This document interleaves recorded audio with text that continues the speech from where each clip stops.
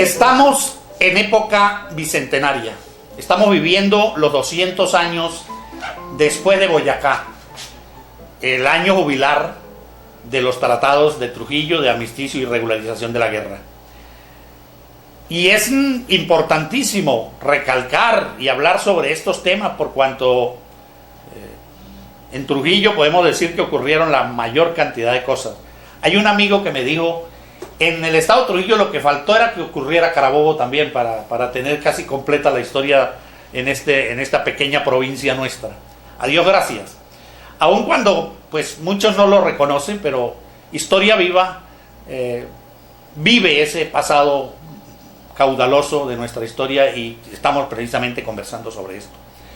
Después de que se firmó el armisticio y la regularización de la guerra por noviembre de 1820, hubo una tregua de 6 meses y se pensó en que, bueno, era la hora, el momento de reactivar los ejércitos, de repensar la guerra por lo que venía después de esos 6 meses.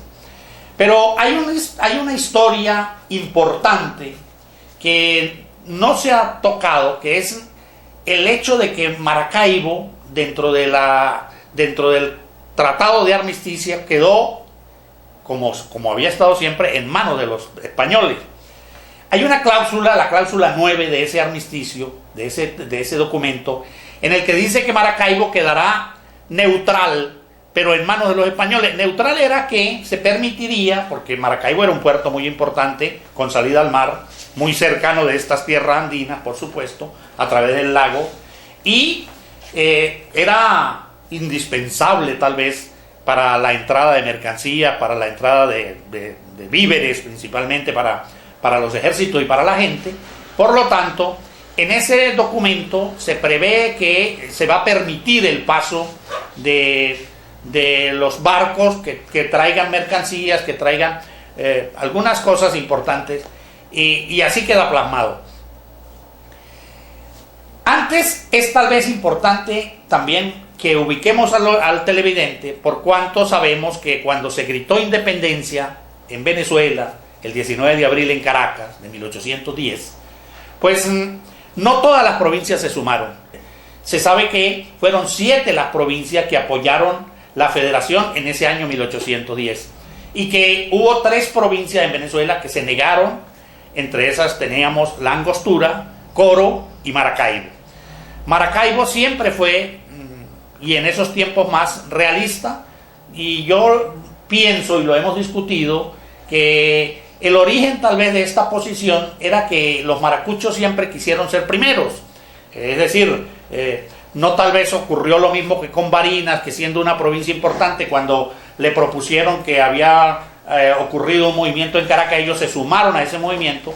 Pues en Maracaibo tal vez no, porque era una ciudad bastante importante, con una oligarquía bastante anclada allí, con mucho comercio, y ellos pues tal vez aspiraron, y eso lo dicen muchos historiadores, aspiraron a ser primeros. ¿Por qué Caracas tenía que ser primera? Y entonces se negaron y fueron a la guerra.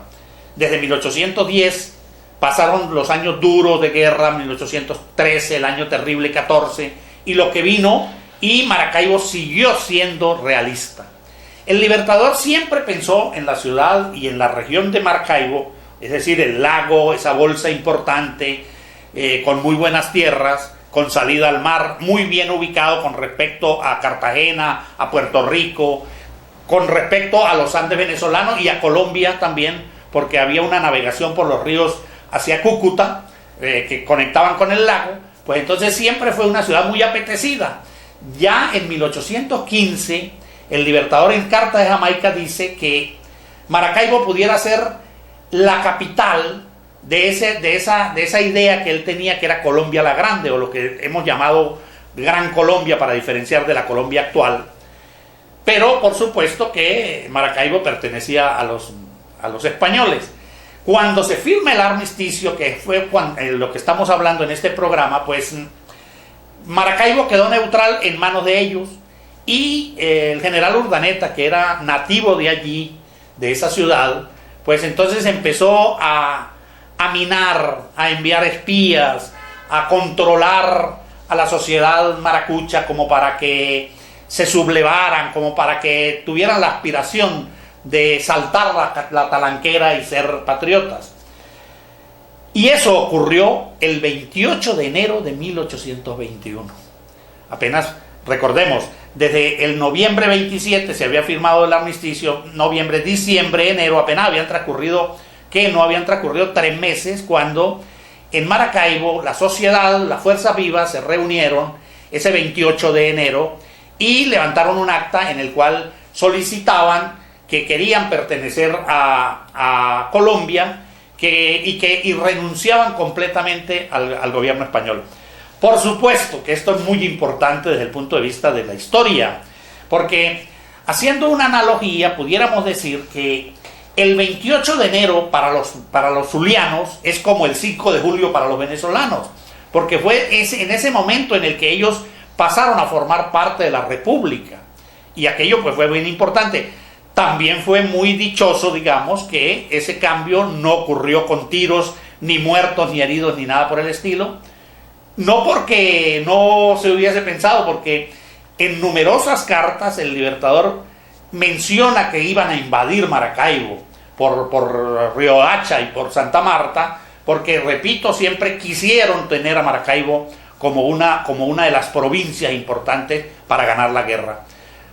Lógicamente que si Maracaibo, y esa es una opinión muy propia de quien les habla, si Maracaibo hubiese sido patriota desde un principio, la guerra no hubiese durado tanto. ¿Por qué? Porque por Maracaibo entraban cantidad de recursos para sostener a los ejércitos realistas, y porque por Maracaibo pues también era un punto de contacto para haber dominado Colombia, es decir, la Nueva Granada, Cúcuta y estas regiones de Trujillo y Mérida. Era muy importante Maracaibo, al punto de que también, eso poco se sabe, ellos se sentían como dueños de Trujillo, al punto de que, por ejemplo, el arzobispo de Maracaibo se llamaba el arzobispo de Mérida de Maracaibo. O sea, esta región de Mérida y Trujillo pertenecían a ellos, a lo que era la provincia de Maracuchá. Lo que pasa es que en el momento en que Trujillo se une a la independencia, el 9 de octubre de 1810, ellos matan 2 pájaros con una sola piedra. Se retiran de España y se retiran también del Zulia como provincia. Los trujillanos se declararon entonces completamente libres, es decir, aspirantes a una república.